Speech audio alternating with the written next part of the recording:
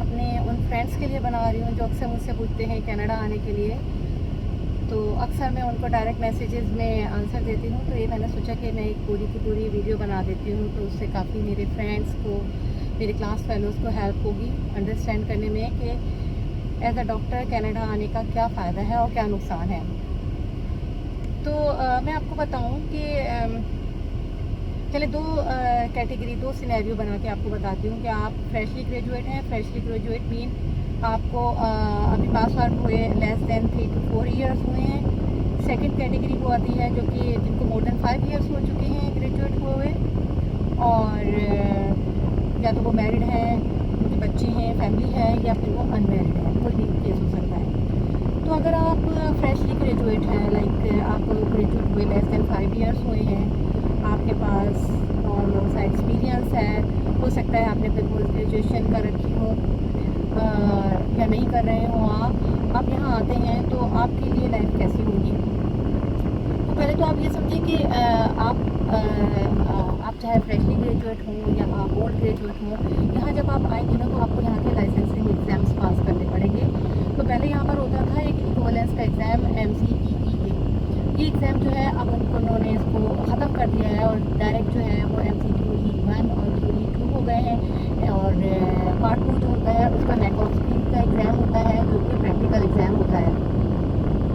तो आपको जो है ये एग्ज़ाम पास करने होते हैं और उसके बाद जो है फिर आपको अप्लाई करना पड़ता है। अब यहाँ प्रॉब्लम क्या आता है कि जब हम इमिग्रेंट डॉक्टर यहाँ पर आते हैं तो यहाँ के एग्ज़ाम्स बहुत एक्सपेंसिव होते हैं। फर्स्ट तो ये है कि आपको एग्ज़ाम जिनके बहुत एक्सपेंसिव है, आपको इनके इंग्लिश लेवल का जो एक इंग्लिश का टेस्ट होता है, इनका लैंग्वेज टेस्ट, वो आपको पास करना पड़ता है, जो कि ऑलरेडी जिसका बेंच मार्क होता है वो बहुत ऊपर होता है, क्योंकि आप प्रोफेशनल डिग्री वाले हैं और आपको जो है एज ए डॉक्टर काम करना है और हर तरह के पेशेंट्स और जो कि इंग्लिश स्पीकिंग कंट्री है वहाँ पे काम करना है।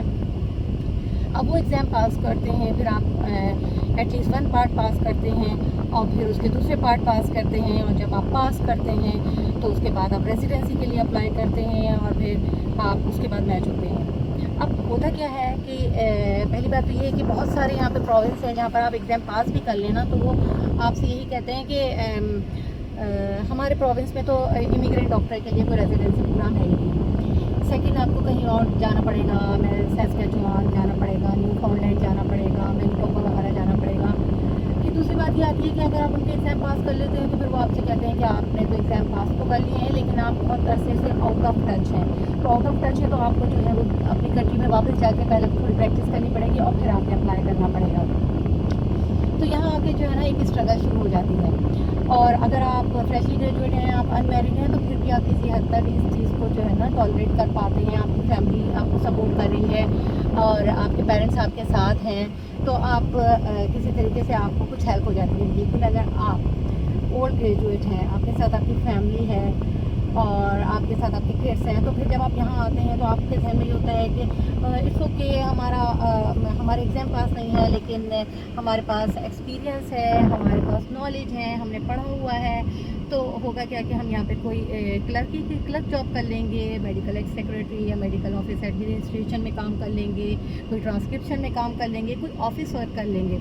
लेकिन आपको ये एक फैक्ट बताऊँ कि ऐसी चीज़ आप यहाँ नहीं कर सकते। उसके लिए अलग से स्टडीज़ होती है और इनकी अपनी स्टडीज़ होती है, उसके सर्टिफिकेट और डिप्लोमा कोर्सेज़ करना पड़ते हैं जिसके लिए 1 से 2 साल लगते हैं, जिसके कोर्सेज़ की फ़ीस जो है वो 25,000 से 40,000 जो होती है वो हो सकती है। अगर आपको गवर्नमेंट का लोन मिल जाए तो आपको वो लोन भी पे करना होता है। ये तो आप 1-2 साल के कोर्स करते हैं, उसके बाद भी कोई गारंटी नहीं होती कि आपको वो जॉब मिल जाए, क्योंकि आपके पास कैनेडियन एक्सपीरियंस नहीं है।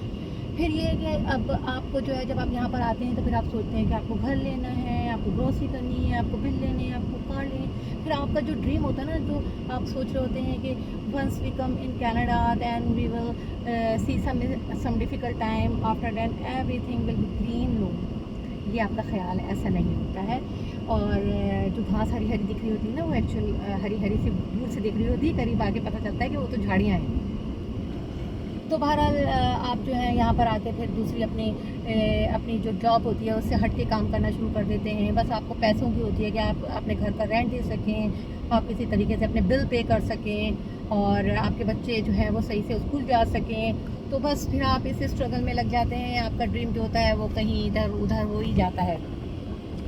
फिर आप जो है, अगर आप ये सोचें कि चले भाई मैं कुछ एग्ज़ाम दे दूँ, और आप जैसे जो है वो तो हस्बैंड वाइफ हैं, एक काम कर लिया, दूसरा एग्ज़ाम दे रहे हैं, एग्ज़ाम देने के बाद फिर वही स्ट्रगल, आपके पास एक्सपीरियंस नहीं है, आपके प्रोविंस में जगह नहीं है, आप बहुत ओल्ड ग्रेजुएट हो गए हैं, हमारे पास नए ग्रेजुएट्स मौजूद हैं, तो फिर आप समझ लेंगे क्या होगा। तो ये डिफ़िकल्ट है। इसकी एक टिप है जो मैं आपको बताऊँ, क्योंकि इन एग्ज़ाम में बहुत पैसा लगता है, आपको यहाँ पे लाइफ सर्वाइव करने के लिए कोई जॉब करना पड़ती है, जिसकी वजह से आपको टाइम नहीं मिलता है, आप अपने कैरियर को परस्यू नहीं कर पाते हैं। तो उसकी एक टिप है, अगर आप एज अ डॉक्टर यहाँ काम करना चाहते हैं ना, तो आप अपनी जब आ रहे हैं ना, तो उसी वक्त प्लान करें कि आप अपने एग्ज़ाम जो है वहीं से पास करके आएँ, आप जिस कंट्री से भी आ रहे हैं, और यहाँ आकर जो है ना आप डायरेक्ट अप्लाई करें। कोई गारंटी नहीं है कि आपको जॉब मिल जाएगी, लेकिन एटलीस्ट आप की सिचुएशन बेटर होगी उन लोगों से जो एग्ज़ाम देकर नहीं आते। तो सबसे पहली टिप्स तो ये है कि अगर आप कनाडा आना चाह रहे हैं ना, तो अपने एग्ज़ाम वहीं से पास करके आएँ। यहाँ पर बहुत एक्सपेंसिव है लाइफ, टैक्सेस बहुत हैं, और हर चीज़ में जो है आपको आप जो है वो हैंड टू माउथ ही रहते हैं, अगर आप अपने कैरियर में काम नहीं कर रहे होते, अपने कैरियर को परस्यू नहीं कर रहे होते। तो ये कुछ चीज़ें हैं जो कि मैं बताना चाह रही थी। मेरे बहुत सारे क्लास फेलोज़ ने भी पूछा कि हम कनाडा आए, मैंने कहा you are most welcome, but if you are settle, if you have a good job there, if you are living in a good condition there, then please don't think about to come Canada.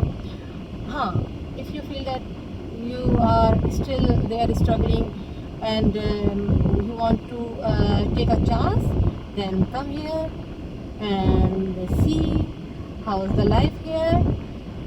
मगर मैं आपको बताऊँ, mostly हर चीज़ बहुत बुरी अच्छी दिखती है, बहुत स्ट्रगल करना पड़ता है। मैं अगर अपनी बात करूँ तो मैंने आने के बाद सऊदीया से आई थी मैं यहाँ पे, बहुत अच्छी प्रैक्टिस, मैं बहुत अच्छे बड़े हॉस्पिटल में जो है कॉर्नरी केयर यूनिट में एज ए स्पेशलिस्ट काम कर रही थी।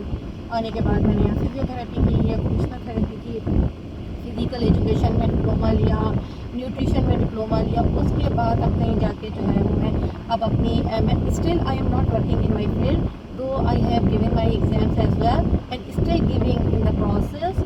And also one thing more, that I have also worked in some clinics and some places where I am not satisfied at all. तो फिर मैंने जो है ना यही सोचा कि जो मैं कर रही हूँ वो मच बेटर है, लोगों से कांटेक्ट में भी है, मेरी फील्ड से रिलेटेड भी है, और मैं लोगों को अच्छा गाइड कर सकती हूँ।